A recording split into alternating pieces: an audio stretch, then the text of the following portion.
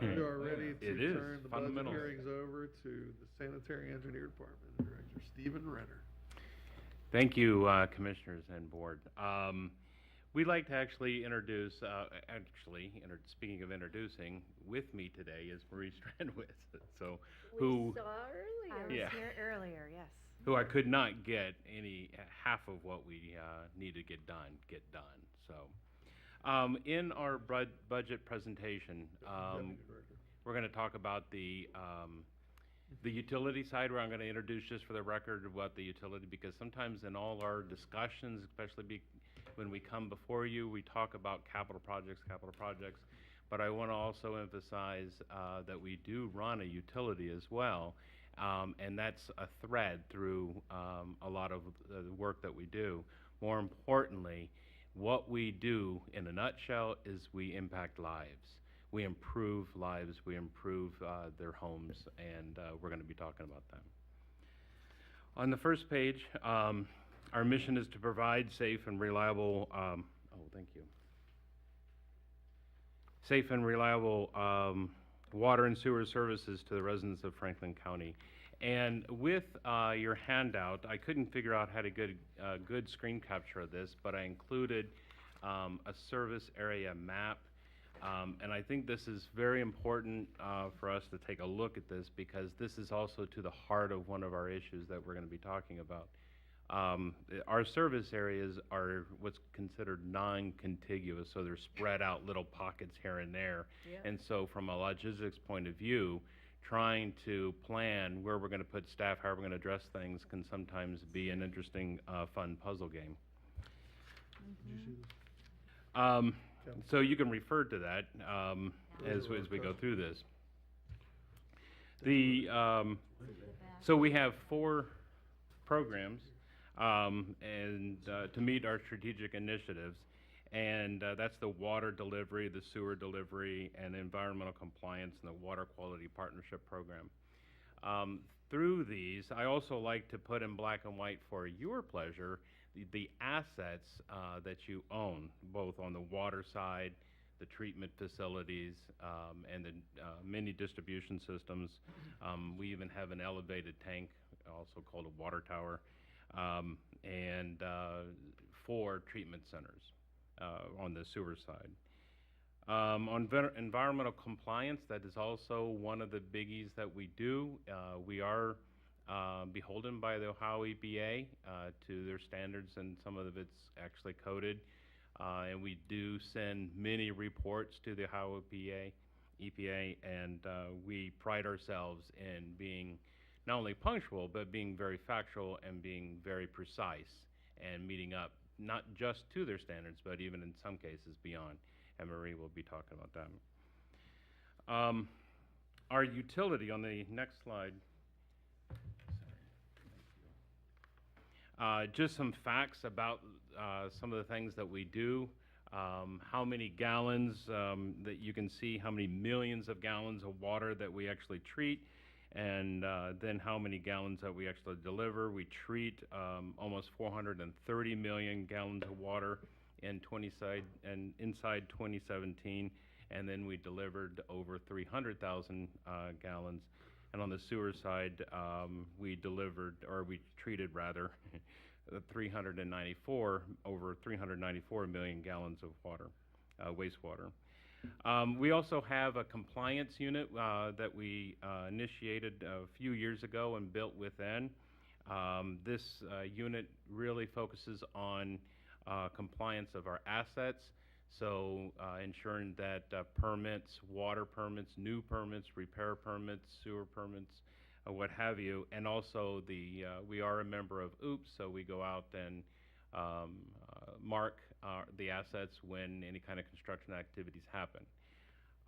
And we also have a very strong backflow and cross-connection program that the EPA actually really has told us that they like. Right now what we're doing is we're continuing to educate our customers on what that is, what they have to do, both residential and commercial. What is OOPS? OOPS, the Ohio Utility. It's an official term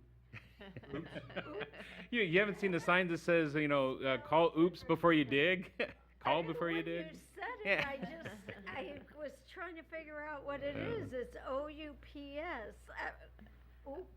Ohio Utilities Protection Service. It's call before you dig. Nice. Excellent. Yeah, in a few years. I've never heard of that. So that there's no oops. I thought that was just Nice. interesting. Yeah, so a few years ago, we became a member, and so anytime there's, and what we had to do, this is one of the things that was a major impactful that Marie did. She put together a very precise GIS layer that we can actually share with OOPS, and so then they know when contractors are digging one of our areas, they actually call us. That hadn't happened before with our department, so this is a major advantage of protecting your assets, all the water and sewer lines that are out there.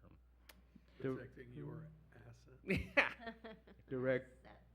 Director Renner, Kenneth Wilson County Administrator. Director Renner, I think it's important. OOPS is vital in that when the average person in their residence want to plant a tree or build a fence, it's key that they call OOPS, or they may put somebody's lights out or. Well, how would Put your own somebody lights know on. that, though? How would a resident know to do that?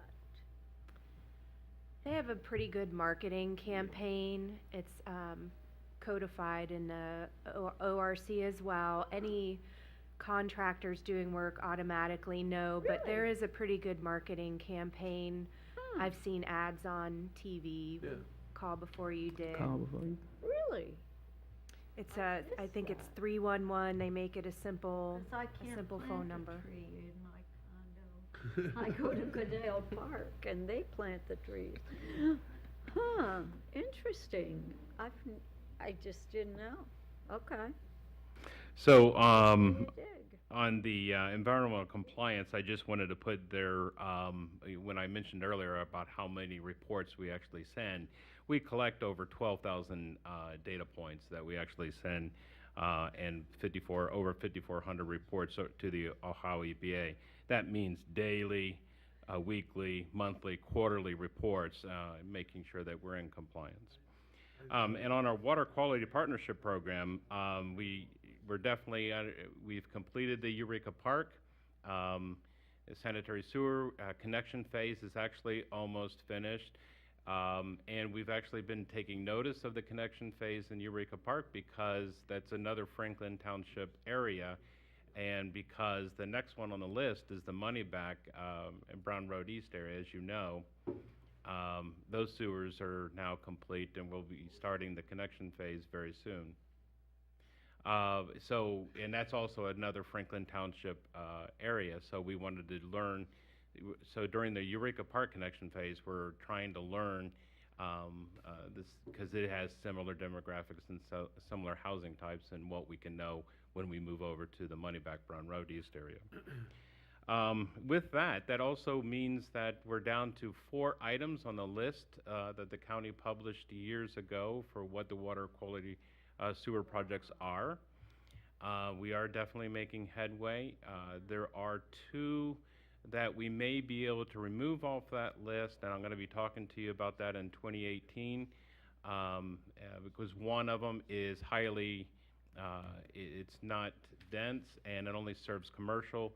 The rules of the Water Quality Partnership Program was to actually serve the residential areas, so I want to definitely come before you and talk about that. Okay. One final thought about our utility is the customer care and support. And again, I'm giving you data about us, how many water and sewer customers that we have. So we have 3,960 water customers and 294 of which are commercial, and 5,864 sewer customers.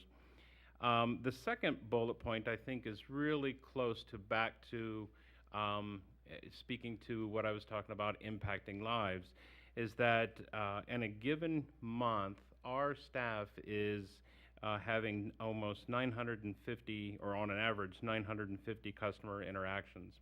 And that doesn't count on our heaviest billing period time, which is the west side. If you refer to your map, it's also called SD4 system, where that can actually be a sustained over 100 interactions a day for about 10 to 15 days.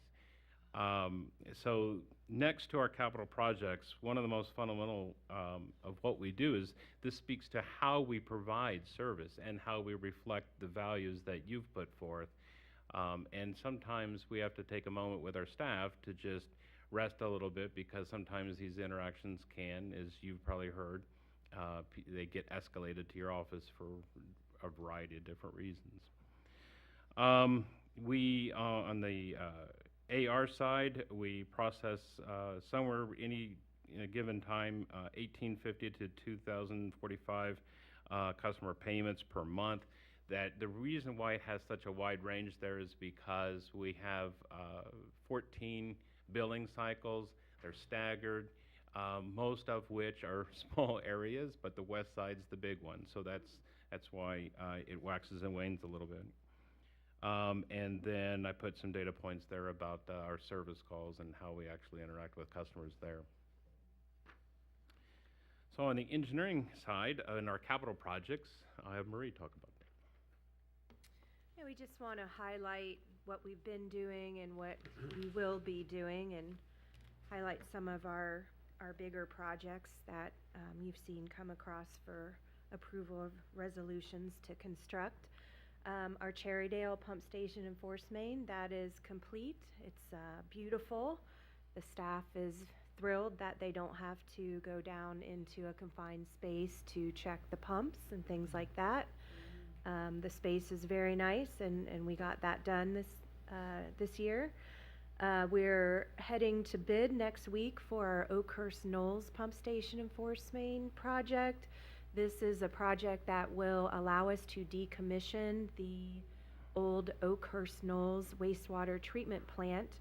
We'll be pumping that flow to Darbydale, which is also currently under construction, and that will increase capacity and nutrient removal capabilities.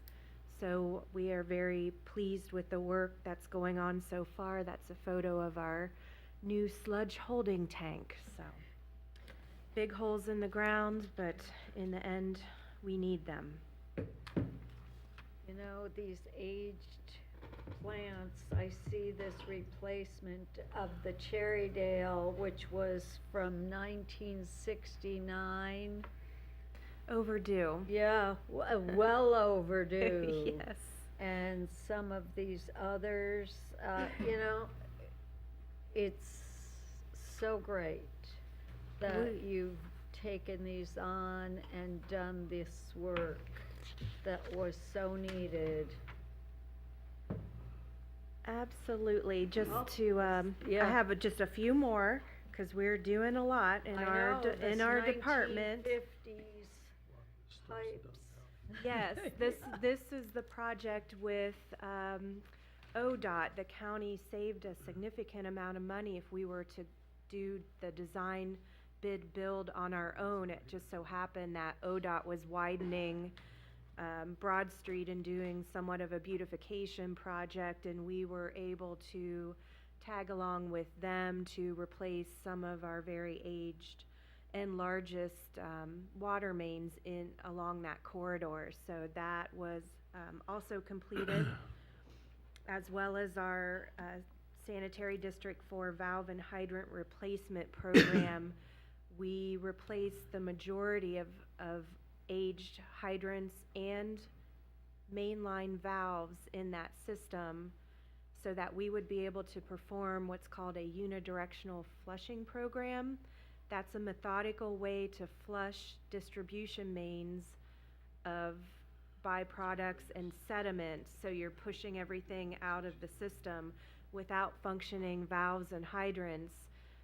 That program that the EPA was hoping we would perform could not have been accomplished, and we have a much better understanding of where our valves are now We have functioning hydrants, which also makes the township fire departments very happy, and the residents and the people who offer homeowners insurance because they've got hydrants within their certain diameter of their home, certain distance. One thing that we are doing out on our Timberlake site is we are adding softening to the treatment process. This is something that we had planned for when the water treatment plant was built, probably about 5 or 6 years ago.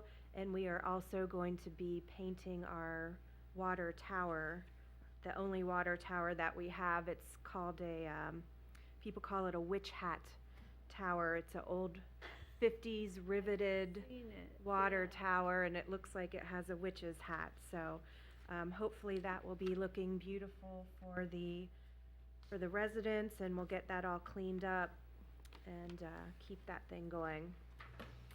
And then my last slide on the projects are our big SSES project. We just received, I believe, 8 very large binders of study of most all of the sites that you have on your map there, your area map. Brown and Caldwell did that work for us, and from this work, we now have a road map of sewer pipes that we need to repair, point repairs, line or replace. So that will be very helpful to us. And one thing that I believe I told you last year during this hearing is that we have a full GIS system of our sewers and also of our water distribution system, which has been amazingly helpful for us and our staff. And with that GIS system that was a part of this SSES project, our field staff now have laptop devices out in the field that are 4G enabled, and they're able to log on and see where our assets are and see what their attributes are, which is great. And they don't call me as much anymore, so that's even better. Of course, you're familiar with Moneyback and Brown Road. We are finishing up the paving this week. So we are starting the connection phase. We have 2 public meetings that are going to be going on over the next few days, actually. So be glad to have that project done and allow the residents to connect. They are anxious to do so. And something that's upcoming that we have applied for funding for is our Little Farms water main replacement project. This is also in Sanitary District 4. Some of the pipes are actually from 1927. So we just keep tackling the old stuff and making improvements as we can. This particular project will replace water mains that have tuberculation buildup, which reduces their capacity, and it will also help improve water quality and fire flow pressure to the residents in that area.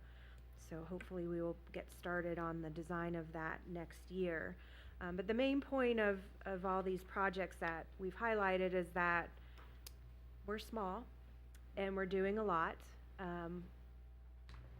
These are all multi-million-dollar projects here.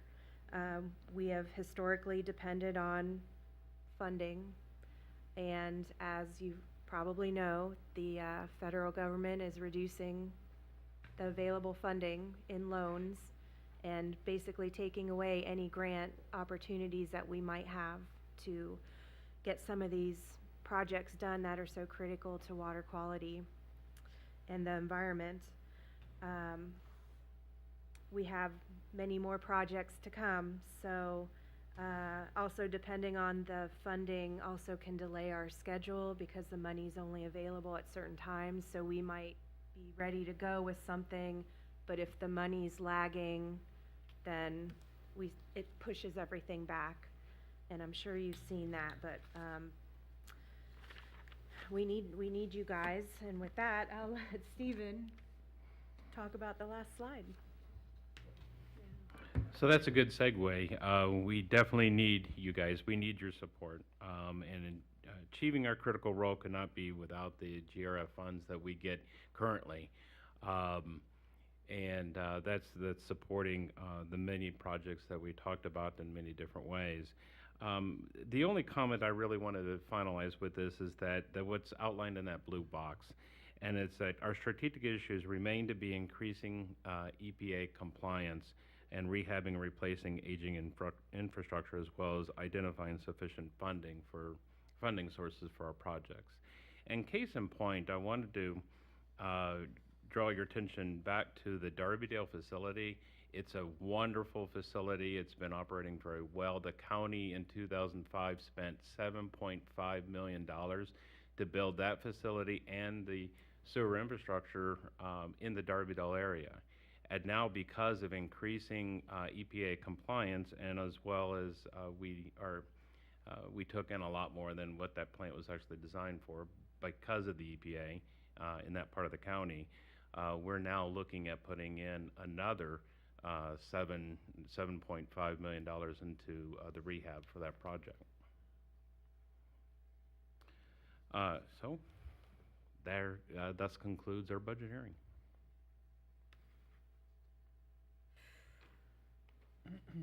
So how much of the budget currently is depending on general fund dollars? I think Zach would be able to handle that. Commissioners, there would be the $2.5 million that we have been allocating from the sales tax the last few years that is included. In addition, which isn't included here, and I don't have that in front of me, is the debt service on various projects that we issued the debt back in 2010 that is general fund supported rather than paid for from the sewer and water fees. One of the issuances is split 50-50 between the general fund and sanitary. The other is wholly paid for by the general fund. In addition, there would be the indirect costs that the general fund covers that sanitary no longer pays are on the cost allocation plan. Cost allocation. But I can get those to you after the meeting, so. No, I'm just, I know that I mean, this is again a safety issue for our residents. And if we don't have clean water for our residents, this is safety. And without general fund support, we can't do it. And that's a big concern. And, you know, it's a necessity. Clean water.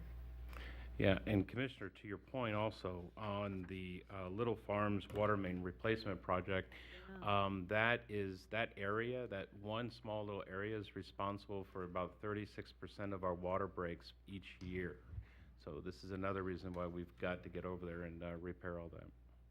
That's the one that we're looking at planned? Yes. Yeah, that two-phase project. We did apply to the OPWC, and this Yeah. Friday we are crossing our fingers and petting rabbit's feet and whatever else that we need to do to ensure that we get funding on that. But that requires matching funds anyway, doesn't it? It does. Mm-hmm. So in the budget book, and this is probably directed at the OMB director, Tellerick. Is that how you say it last name? Tellerick? Tellerick. Okay, Tellerick, I got it. I'm new. Still Yeah. a couple more weeks. You got until budget gets done. Till like And then that's December it. 31st, right? Yeah. So it's not reflected, so when you mention the general fund subsidy, that's not reflected in the budget document until you read into the bullet points. Why is that? I'm just trying, so is it because, so like I'm on page 3. Yep. And it has general fund, nothing. And then until you read down into the line items here, and then it refers to a transfer, I'm just understand why is that? Am I reading this wrong? That is correct. So I think with certain agencies, similar would be to child support enforcement, job and family services, the general fund support for those agencies, rather than having appropriations at both the general fund and within their respective operational funds is we transfer the money from the general fund, it comes in as revenue, and then the appropriations are all together for that agency, whether it's personal services, fringe, capital and materials and services. Okay, but there is a general fund subsidy, and is that pretty consistent every year? It has been since 2014. Okay. So then the other question I have, and this is the last question for me. You also, I think Director Renner referred to the debt service. No, you actually referred to it. You said it was the debt service. So is the sales tax linked to the debt service on the bonds from the capital improvements for water and sanitary sewer? They are the limited tax general obligation, so it's actually pledged off the property tax, but since about 70% of the revenue comes from sales tax, they would be paid. And the debt service is about $400,000 that the general fund covers in terms of projects. I'm sorry, but you lost me there. So, but you're saying, so first it's the fees, and then the sales tax is pledged to cover the debt service? For the general obligation debt, it's the Sales tax. it's the sales tax will pay for those the debt service. There is other GOs. debt that sanitary pays for separately, but there is general fund supported debt that has been issued in the past because the resources weren't available within the sanitary engineering operating funds to cover the project costs. Yeah, that's an important distinction, because what you're telling me then is that the debt is a part of our, so their GO debt. That is correct. So, That was yeah, what I that's was referring to. I important. Yeah, apologize. that's an for- important Yeah, distinction. that's what I wanted to get. Mhm. Kenneth Wilson, County Administrator, that's what I was wanting to get across clearly is, we took advantage of Build America bonds, for example, to do some work.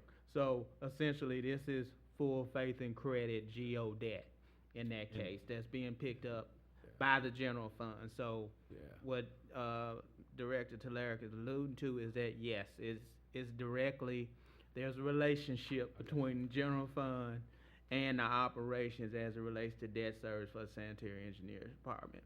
Now, they do have debt, as Director Talaric referred to. We are frequent borrowers under from the Ohio Water Development Authority as well. Which are really below below market interest rate, the OWDA. But I just wanted to note the Build America bonds are federally subsidized, so we get an even greater bang for our buck with those, even though we lost a lot when they dialed back the subsidy a few years ago. So anyways, that's an important clarification. And the reason why that's important for the public is that, we, at my office, I'm sure, as do my colleagues, gets a number of calls with regards to the people who live in these areas that we service, with regards to sanitary sewer conditions or water quality issues. And there is a pretty substantial internal process underway that is evaluating our ability to deliver the services that Franklin County residents deserve and expect. And we're thinking through the capacity of the county to be able to deliver that in a way that residents deserve. And I just think that's an important distinction, because as we talk about extending the current sales tax rate permanently, it's important to note that there are implications that across the board, and if you think it doesn't affect you, then you're wrong, because here's an example where the sales tax pays on the debt service for the improvements of those water and sewer projects that exist out there. And some people don't believe that's the case, and so it is, and I just illustrated. And so the sales tax directly affects that conversation, no matter what decisions we make in the long term. So I just wanted to point that out, because this is an important part of our considerations for this budget cycle. So, thanks.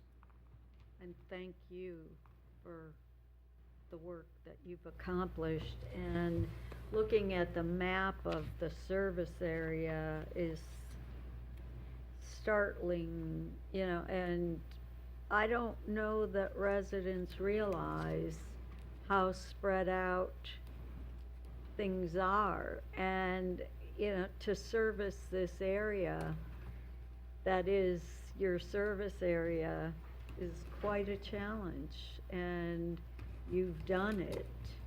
and it is not an easy task, so thank you. Thank you, Commissioner. We actually have a very good team inside our department, and Marie has been really invaluable heading up a lot of the other things that in order to support all the things that we do. And I just would also add, when she was talking about that ODOT project, she spent a lot of her own time on that. She's probably one of the world's foremost best negotiators. So my hats off are to her to helping get us part of that ODOT project. Yeah, Great, thank good you. work. Great, thanks. Thanks, guys. Thank you. We will be with economic development and planning momentarily.